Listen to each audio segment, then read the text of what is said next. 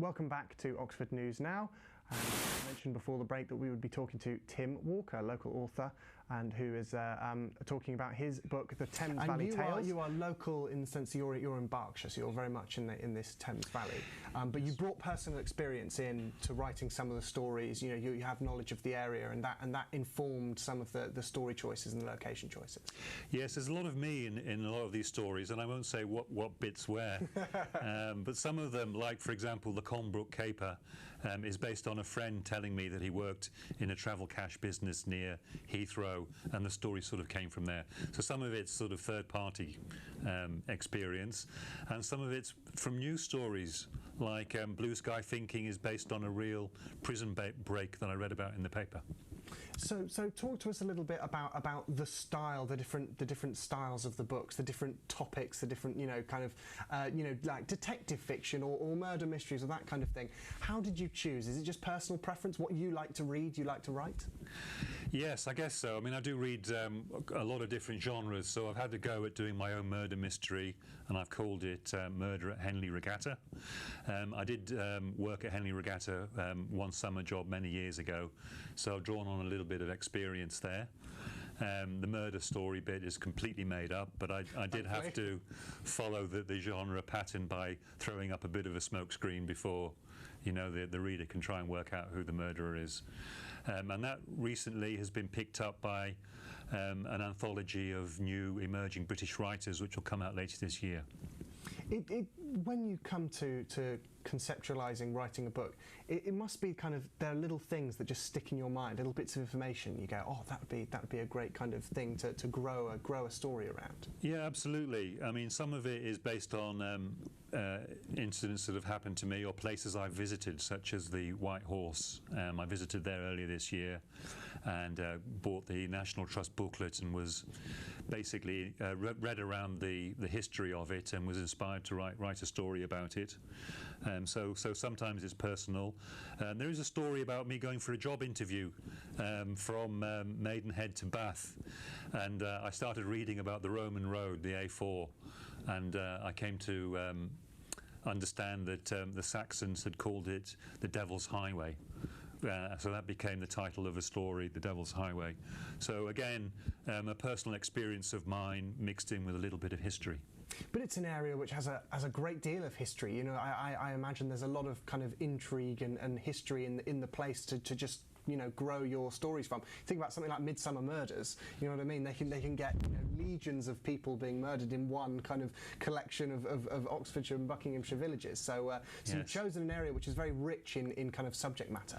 Absolutely. I mean, I wrote a story set in Windsor called The Merry Women of Windsor. I wanted to write a contemporary story involving a group of women and was thrashing around for an idea, and I don't know where it came from, a bolt out of the blue. But I thought, okay, I'll have another look at the plot of the Shakespeare play and see if I can do anything with that.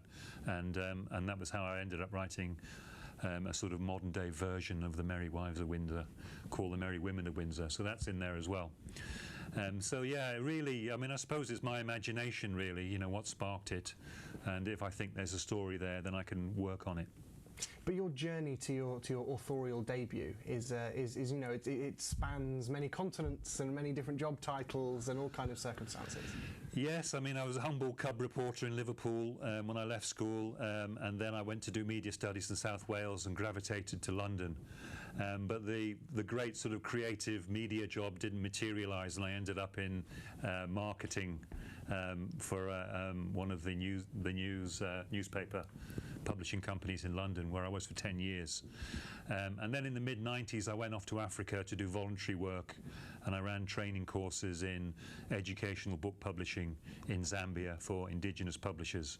And I loved the country so much that I stayed on and set up my own publishing and marketing company, and I was able to live the dream by being the proprietor and editor of my own magazine and newspaper for a few years. So that was a lot of fun. But now that you're here, now that the Thames Valley Tales is obviously, you know, out there, and we mentioned before that you've put your work up onto the internet. But what are you working on currently? Well, I'm currently working on a novel which I started writing a couple of years ago, and I sort of sidelined it. I think a lot of new authors have problems with their first book.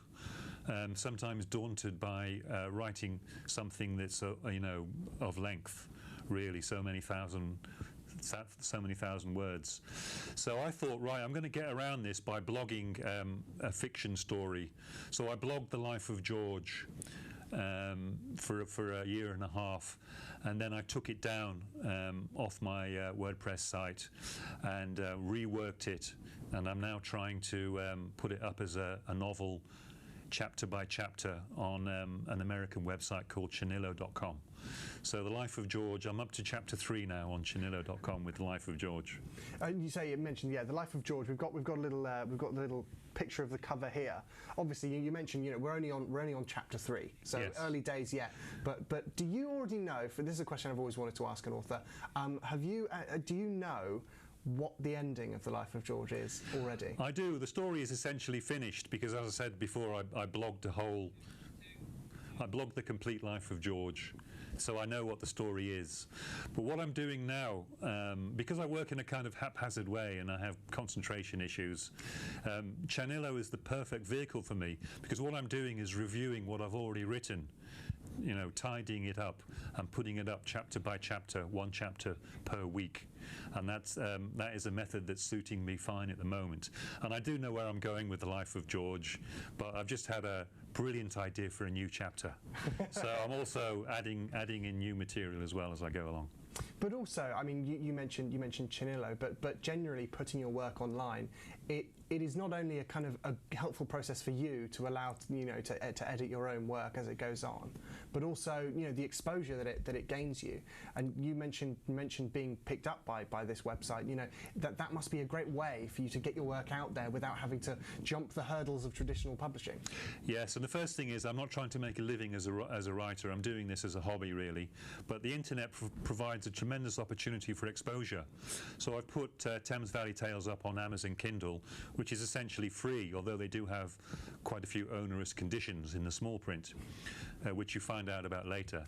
So, for example, I'm going to have to sell at least 40 units before I see a single penny of commission. So little things like that. So please, viewers, buy it.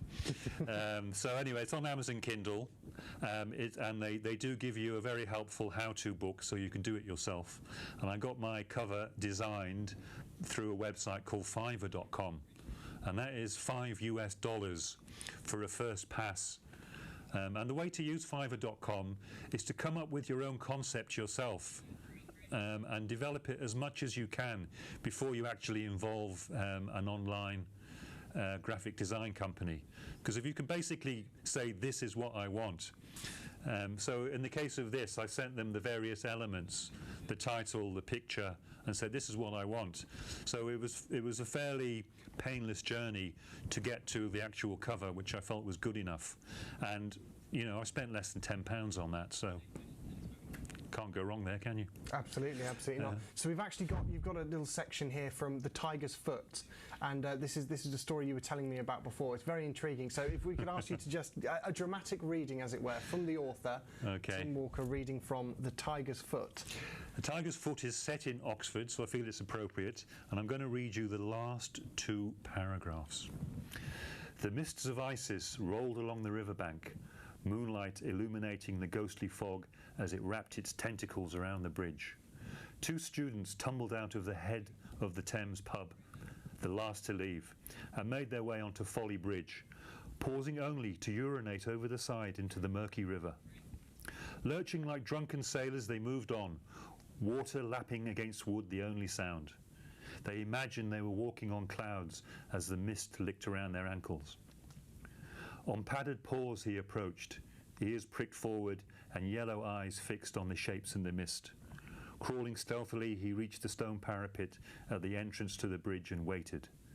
The swaying students giggled as they made exaggerated moon steps through the swirling fog, unaware that they were being watched.